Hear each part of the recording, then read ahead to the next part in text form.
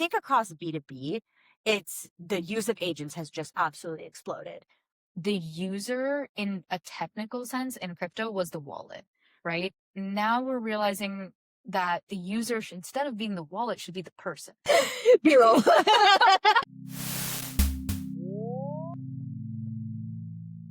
Welcome back to the podcast. We're joined with Nitya at Para today. Thank you for joining us. Thank you for having me. Of course. Nitya, I'd love to learn a little bit more about your background and what you're building at Para. Yeah, absolutely. So my name is Nitya. I'm the founder and CEO of Para. We build wallet infrastructure for fintech and crypto companies. I guess my background started with engineering and studied computer science and math. I found fintech from there and spent several years working on lending infrastructure for like a lot of the largest banks in the US. Through that, I really kind of came to understand how exciting blockchains were, and in particular, a lot of the impact that open finance could have in terms of just like moving the needle and making our financial system more efficient, more fair. That work led me to Celo, which was layer one, now layer two blockchain, where I was working on everything from kind of stablecoin remittance to payments to yield, all the way back before COVID.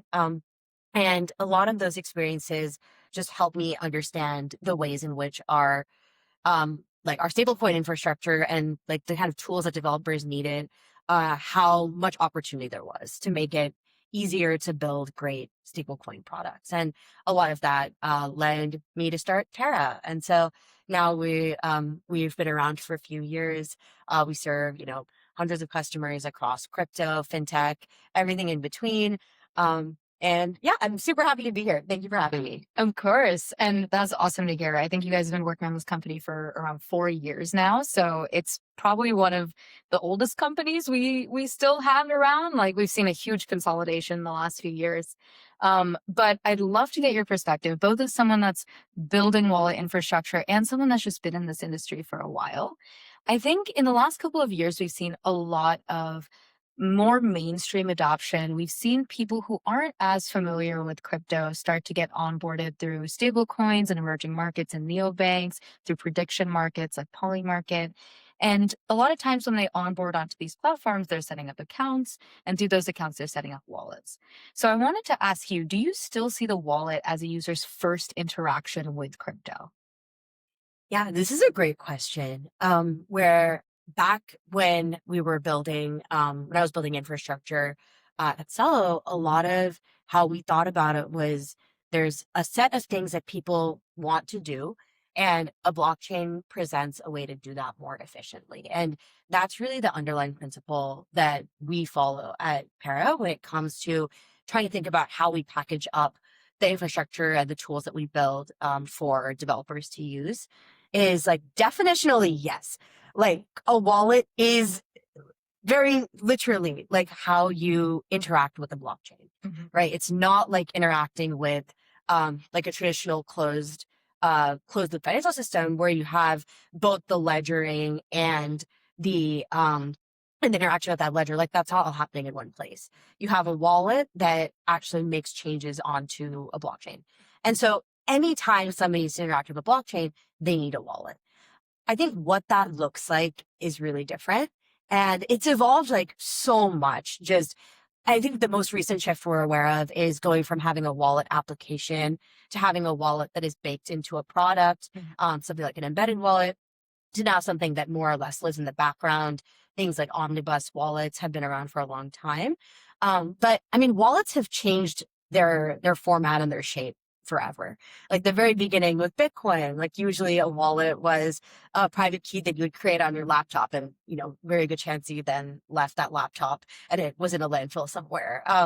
So a lot of cases of wallets having like evolved and emerged over time.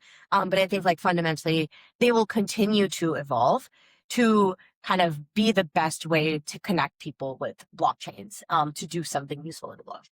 Okay, that makes a lot of sense. And it's cool to see that wallets have evolved a lot since the beginning. I mean, I think even in my journey in crypto, I've probably had over a dozen wallets, and all of those wallets looked and felt a little bit different. And I might even have some wallets I don't realize I have, again, because of some of these background wallets.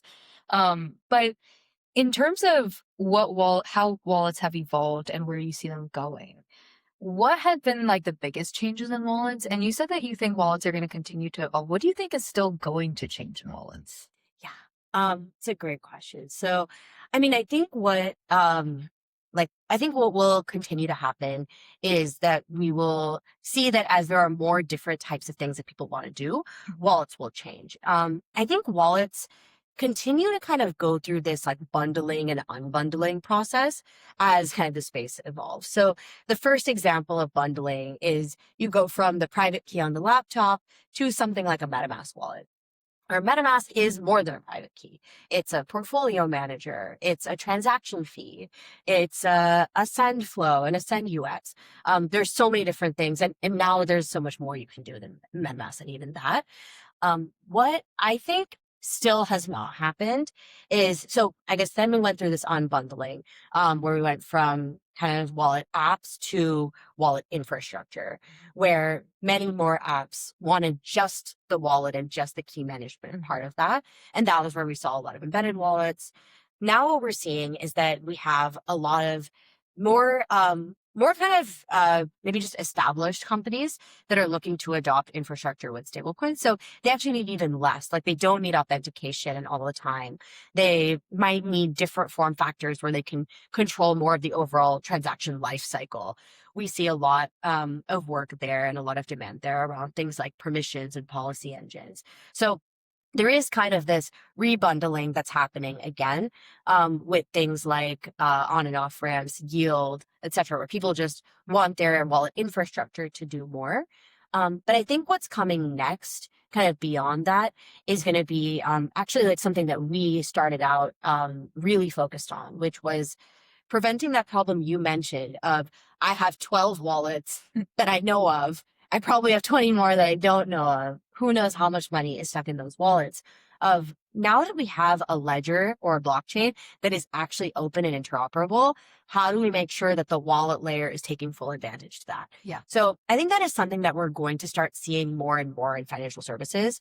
Things like single sign-on have been popular for a very long time in the non-crypto context, but starting to think about how can I actually move my assets with me across platforms. So that's kind of a new trend that we've been starting to see that I think is like very much gonna come into play over the next few years. Yeah, that is super cool to hear because I think I've probably personally felt this problem so much over the years. I have a spreadsheet where I track all of my wallets and what chains I use them on and all of that. So, and I think I had a phantom wallet from when I first got into crypto in 2020 that I lost the private key for, refound it for, and brought it back to life in 2025, I think. So it just sat dormant for 5 years. And thankfully I was able to get it back, but I still don't use it.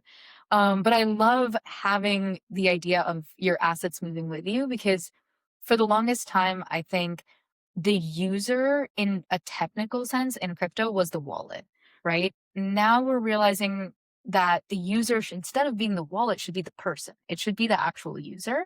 And that user maybe has a few different touch points in crypto, but if they're all consolidated, it's an easier experience for that human that is actually your end user.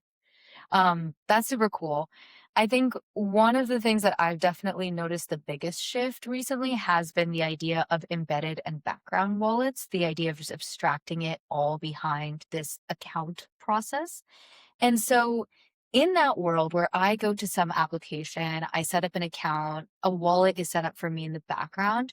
What is the benefit of having a wallet as the architecture underlying the hood versus just having an account on that application?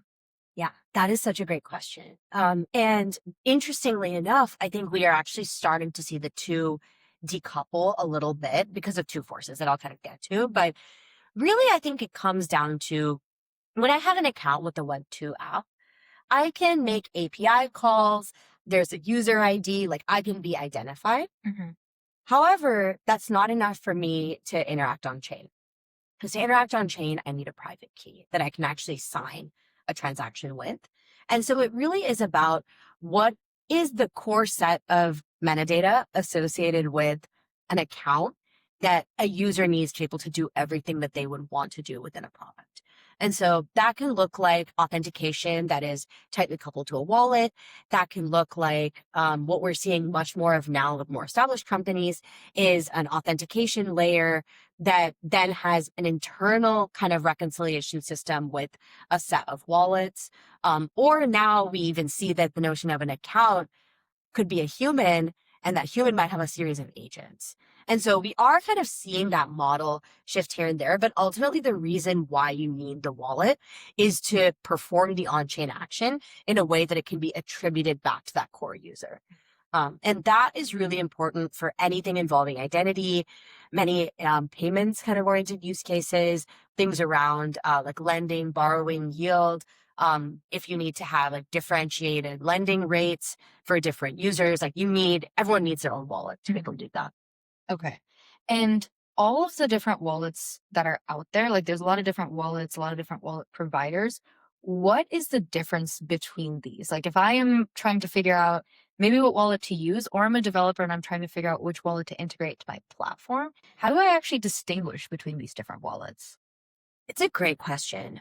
So much of it comes down to, I think, core capabilities and what you actually need to do and the types of users that you're trying to reach. Um, I think in general, there's kind of a spectrum between like how white label different solutions are. I think there's also a lot of differences on the key management side. So Para, for example, we use MPC. This is for any sort of financial application, this is the closest you're going to get to institution grade in terms of the security model. Even if you think about how payments flow in the traditional world, it's a series of different parties that each have capabilities to perform certain actions throughout the lifecycle of transaction. MPC gives you that level of granular control. And so we think about it a lot from that perspective. Security is also extremely important in terms of key reasons why you might decide on different key management structures. With MPC, you have a structure where you're never going to have the full private key in one place, which is really powerful just from an attack mitigation perspective, where you can have a user that's maybe interacting with a front end on cafe Wi-Fi, and you can have a lot more confidence around what that user's key management security is going to look like if they're using something like MPC. Mhm. Okay, that makes sense. So it's about the things you want to do with that wallet, and then probably also a lot around the security features that that wallet actually offers, because again, it's just the system that's allowing you to perform the transactions on the blockchain. Mm-hmm. Okay, so it makes a lot Absolutely. of sense. And so wallet infrastructure generally is this unopinionated infrastructure that users use to interact with blockchain. So it's meant to just be a passageway, like something that allows users to do something. But a lot of wallets still take opinionated perspectives on the types of products that they offer access to, the security systems that they have inbuilt, things like scam detection, exploit detection, stuff like that. How do you think about the responsibility that the wallet plays in protecting users or giving them information about what they can do on chain? Yeah. As a wallet infrastructure provider, our primary goal is to deliver value to the developers that we serve and keep their end users safe. That is, at the end of the day, maybe it is not a hard and fast requirement in the sense of there could exist wallet infrastructure that doesn't do either of those things, but I imagine it wouldn't add quite as much value as wallet infrastructure that does. And so we just think about like what are the ways that we can continue to add value and continue to make sure that the default experience that developers and end users get with Para is the best in class. And so for us, that looks like in some cases being maybe opinionated, but offering choices. This is with things like yield. We have a number of different partners who offer like really great yield capabilities. We'll allow developers to choose which one they prefer. But we kind of stand by a set of partners and kind of showcase their products in our developer marketplace. We also, in some cases, do remain more unopinionated. This is with things like RPCs. Like we allow any team that works with us to bring their own RPCs. So if they're building their own chain, if they're still on a local machine and have like a local DevNet, really in any of those use cases, like you can use Para. Mhm. But then we also just think about like what do people actually need? And so this is things like authentication, account abstraction through our various partners, on and off ramps. Usually people are using Para because they're trying to build something that includes wallets but doesn't stop with wallets. And so for as many of those adjacent decisions that they need to make, either giving them kind of a short list or giving them kind of a default that will just work. And usually that depends on what the capability is. For security, most people just want to be secure by default. For things like DeFi connectivity, sometimes people will have preferences. And so we just try to kind of lean on what our customers want as much as possible. Okay, so there are some situations in which this is something everybody will want, everyone will need. I'm sure there's no provider application out there that wants their wallet to be insecure. But there are certain things where the application will actually have a preference on what is surfaced to the user, what the user can interact with. Some will want everything, some will want a select few. So you have to balance that. Exactly right. And even just from the pure developer experience perspective, maybe it's also a difference between some providers. Some providers take more of an approach of kind of internalizing everything and kind of building everything in-house. This can have some advantages, but the biggest drawback is that you end up with these really large bundle sizes. I like to give the example of a developer building Tetris doesn't mean the same thing as a developer building a neobank. And so the way we kind of think about it is we have all of these building blocks that we know work well with our infrastructure, but we leave it to the developer to decide which of those building blocks they're going to internalize because that is so use case dependent. And so that's kind of how we think about it, and helps us kind of keep our dependencies at minimal, which also helps on the security front. And it just generally helps us deliver kind of a faster, more performant experience. Okay. That makes a lot of sense, especially from how you guys think about positioning your product and making it as usable for as many customers as possible, because wallets are one of those things that's used by a breadth of applications, all entirely different use cases. So it's quite difficult actually to balance that. So one thing that I think is really interesting, and you guys probably talk about a lot, is the use of agents in crypto. And so I wanted to ask you, as someone who's working on wallet infrastructure, do you think most wallets 10 years from now will be used by human users or by agents? This is a really good question. Um, so I would say that in about 10 years, I think it's likely that there's different layers. So there's kind of the layer of maybe high level, like what is like prompting right now. And then there's kind of the like defining a transaction, which I think can in some cases maybe be a parallel can be drawn to something like writing code by hand. I could see it being very likely that we'll have a lot more agents constructing transactions or interacting with blockchains directly at the contract level. I think for kind of high level actions, a lot of that is going to be human. We've seen a lot of kind of variation in use cases. Like I think across B2B, it's the use of agents has just absolutely exploded because if you think about it, like an agent can make a fairly rational decision about what logging software to use or what hosting software to use. There is like somewhat perfect information out there. Whereas for a lot of kind of human or like consumer decisions, that's not as much the case. Like the act of researching and curating and purchasing is very individualized. Like my personal hot take is that like areas like travel and shopping are going to be some of the last to see agents actually making purchasing decisions in. They might make execution decisions of when to buy. But I think in B2B, we've just seen that very, very quickly, agents are making a lot more actual purchasing decisions. And so I think we'll see something very similar on chain with like what DeFi protocol to use or what swaps protocol to use, what bridging protocol to use. A lot of those decisions will be made by agents, but the decision of like, do I bridge or do I swap? Like, why am I bridging and swapping? Is it to like buy X item? Yeah. Those I think will be human for quite some time. That's really interesting. So you think agents will almost take the role of a solver in intense systems today? I think that is I think that's very much the case. I think it's, the role of solvers, the role of like an aggregator as well, like many of those, elements of the system, even just deciding, things like liquidity routing and liquidity management. a lot of what happens in kind of these second order contracts, I could see being agentic. Okay. Especially if it's probably an automated system where you could have an agent maybe come in, make slight tweaks to that system as needed, but a lot of rebalancing and things like that could actually be done by agents instead of humans. I think so. I think we're already seeing the beginnings of it. Yeah. And so I imagine that kind of the most common interfaces will start to include something agentic. Yeah, that makes sense. Okay. And for you guys at Para, what is the number one thing that's top of mind for this quarter, this year? Is it go to market, product development, or something else entirely? Absolutely. On the product side, there's some really interesting work that so I generally think about product development as you have a set of problems that you solve a problem for a set of customers that gives you the right to solve a next set of problems and so on and so forth.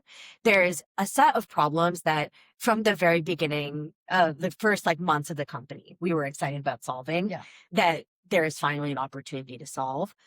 This is around like giving our customers a lot more programmability around how they actually engage with the transaction, and a lot more relevance to money movement, as this is now what the majority of our customers are using Para for. So a lot more there. Some interesting stuff on the partnership side as well. Really making it as easy as possible to use Para within the money movement context. And so a lot of the adjacent pieces to the puzzle there as well, making that simpler. And then just a lot of our customers are growing. And so we'll probably see some exciting announcements from them. Okay, that's amazing. And that feeling of finally being able to build something for your customers that you've wanted to build for years, I love that feeling. And I think there are times at our company too where we've had an idea, realized it wasn't the right time. 2 years later, the idea comes back and it gives you so much energy. You're like, oh, I finally get to think about this problem again. Absolutely. Because there's such a level of restraint needed where, because we all are thinking about where's the puck going, right? And we see that, and when that is actually happening and you finally like get to kind of let go of that restraint a little bit and say like, okay, well, there is now clear demand, clear need, and a clear like use case for this, like it's a very gratifying feeling. Yeah, that makes sense. Okay, well, thank you for joining us today. Thank you for having me.